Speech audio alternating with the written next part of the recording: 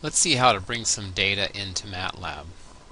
So here on our introductory MATLAB page, we're going to come down and there's a link here about daily water discharge along the Salt River. So we can just save this file, right click, and I'm just going to save it onto my desktop. Now from there I'm going to go to my files, and I can go over here, that's via my ASU, and I'm going to, once I'm in my files, I'm going to make a folder, and I'm going to call this one GLG410. So I'll say OK. Okay, now that that's been made, I'll go inside that folder. I have nothing in here. Now I'm going to upload the file. So I'm going to say choose file, and there it is. Say open. Say OK. Okay, now it's in that directory. Now if I go to MATLAB, which I've already got running, this is a really important point for you to keep track of. And if you look up here, it says current folder.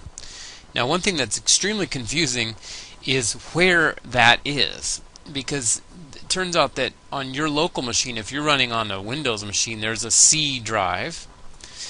Then remotely on the server that's running MATLAB, there's a C drive. So it's two different C drives, and neither of them is what you want to be using. You want to be using the M drive. So if you click here, you won't see anything. So what you want to do is click on this little thing with the triple dots, and you can navigate, but really, if you navigate right here, you'll see there's this M drive. So if I just say OK, so now you should see up there is M, and I can then drill down one more level and go and find this GLG410, the capital GLG410 that I just made. And so inside there, in this current folder, I see my file that I just uploaded. So so now that we have that file in there, let's load it. So we can take this load command from the web page or type it. But the important thing you see is that you have the file name in quotes, and then a comma, and then quote ASCII. That just tells it that it's not a binary file. And actually that's optional for an ASCII file, but it's good to have good practice. And then the semicolon just suspends it so we don't have to necessarily look at everything.